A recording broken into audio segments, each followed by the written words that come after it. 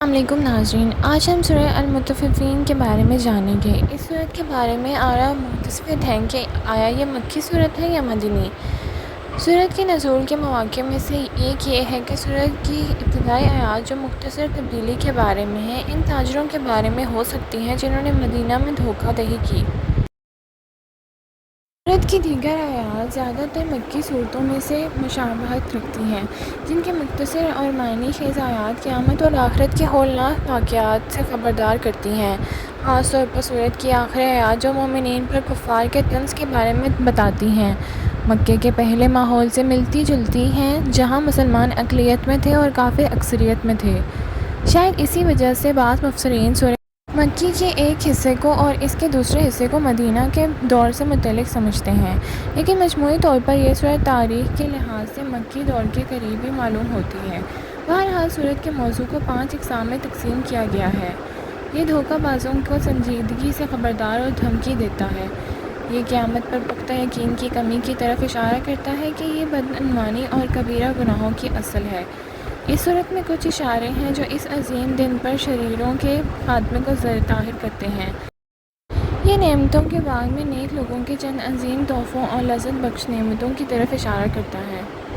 کافر مومنوں کا ایک بے وقوفانہ مذاق اس زندگی میں اور آخرت میں الٹا حالات کا مختصر طور پر صورت میں ذکر کیا گیا ہے۔ اس صورت کے مطالعے کی فضیلت۔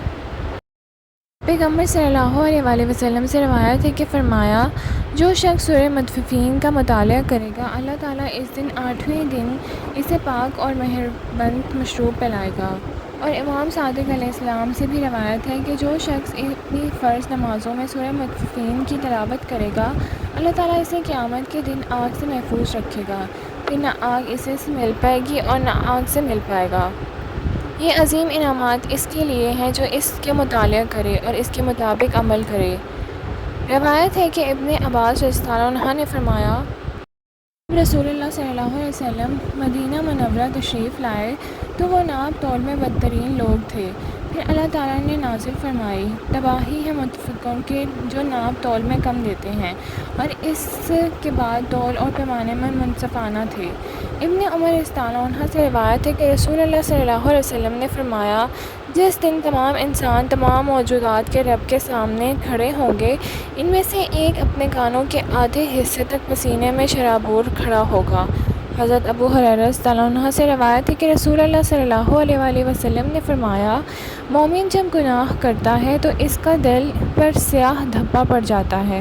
اگر وہ توبہ کر کے اس گناہ کو چھوڑ دے اور استغفار کرے تو اس کا دل صاف ہو جائے گا، لیکن اگر گناہ بڑھ جائے تو سیاہ دھبا بڑھ جاتا ہے۔ یہی وہ دن ہے جس کا اللہ نے اپنی کتاب میں ذکر کیا ہے۔ نہیں، لیکن ان کے دلوں پر وہ دوڑ گناہوں اور برائیوں کی پردہ پوشی ہے جو وہ کماتے ہیں۔ القرازی رحمۃ اللہ علیہ نے اس کے بارے میں کہا ہے، ان لوگوں کے لیے طاقت ہے جو کم دیتے ہیں۔ مدینہ میں کچھ تاجر تھے جو دوسروں کو دھوکہ دیتے تھے۔ ان کا لین دین جوئے کی طرح تھا، کسی مخصوص سامان منابدہ پر کنکری پھینک کر بغیر کسی شرط کے خریدنا یا کسی معاہدے پر رضامندی حاصل کرنا یا مال کو دیکھے بغیر ہاتھ لگانا یا ایسے لین دین۔ دین میں مشغول ہونا جس میں ہارنے کا خطرہ ہو دونوں طرف۔ چنانچہ اللہ تعالیٰ نے یہ آیت نازل فرمائی، رسول اللہ صلی اللہ علیہ وسلم پھر بازار تشریف لے گئے اور تلاوت کی۔ صدر رضی اللہ عنہ کہتے ہیں کہ جب رسول اللہ صلی اللہ علیہ وسلم مدینہ تشریف لائے تو وہاں ایک شخص تھا جس کا نام ابو جہینہ تھا۔ اس شخص کے 2 ترازو تھے، ایک ترازو جب وہ لوگوں کو چیزیں بیچتا تھا اور دوسرا جب وہ ان سے خریدتا تھا۔ چنانچہ اللہ تعالیٰ نے یہ آیات نازل فرمائیں۔ مفتی شفیع عثمانی رحمۃ اللہ علیہ سے متعلق کمی کرنے والوں پر افسوس۔ امام مالک رحمۃ اللہ علیہ کی موطا میں ہے کہ سیدنا عمر بن الخطاب رضی اللہ عنہ نے ایک شخص کو نماز میں اپنے رکوع و سجود کو کم کرتے ہوئے دیکھا تو آپ نے اس سے فرمایا، تم نے تعصیف کا ارتکاب کیا ہے۔ سیدنا عمر بن الخطاب رضی اللہ عنہ کے اس قول کو نقل کرنے کے بعد امام مالک رحمۃ اللہ علیہ مندرجہ ذیل مفہوم مرتب کرتے ہیں، ہر چیز کا پورا حق اور ایک مختصر پیمانہ ہوتا ہے۔ سیدنا عبداللہ بن عباس رضی اللہ عنہ سے مروی ہے کہ رسول اللہ صلی اللہ علیہ وسلم نے فرمایا 5 گناہ ایسے ہیں جن کی 5 سزائیں ہیں۔ جو شخص اپنے عہد کو توڑتا ہے اللہ تعالیٰ اس کو معاف کرے گا، اس کے دشمن کو اس کے تابع کر دے گا۔ جو قوم اللہ کے مقدس قوانین کو چھوڑ کر دوسرے قوانین کے مطابق مقدمات کا فیصلہ کرے گی، ان میں عام طور پر غربت غالب ہوگی۔ جس قوم میں بے حیائی اور زنا پھیل جائے اللہ تعالیٰ انہیں وبائی امراض اور وبائی امراض سے عذاب دے گا۔ جو لوگ ناپ تول میں کمی کرتے ہیں اللہ ان میں قحط پیدا کر دے گا۔ جو لوگ زکوٰۃ ادا نہیں کرتے اللہ ان سے بارش روک دے گا۔ ابن عباس رضی اللہ عنہ سے روایت کرتے ہیں کہ رسول اللہ صلی اللہ علیہ وآلہ وسلم نے فرمایا جب کسی جماعت میں بالغ غنیم میں چوری کرنے کا رواج بڑھ جائے اللہ ان کے دلوں میں دشمنوں کی دہشت ڈال دے گا۔ جب کسی معاشرے میں سود ایک عام رواج بن جاتا ہے تو اس معاشرے میں موت کا معمول بن جاتا ہے۔ ایک جماعت جو ناپ تول کم کرتی ہے اللہ ان کا رزق منقطع کر دیتا ہے۔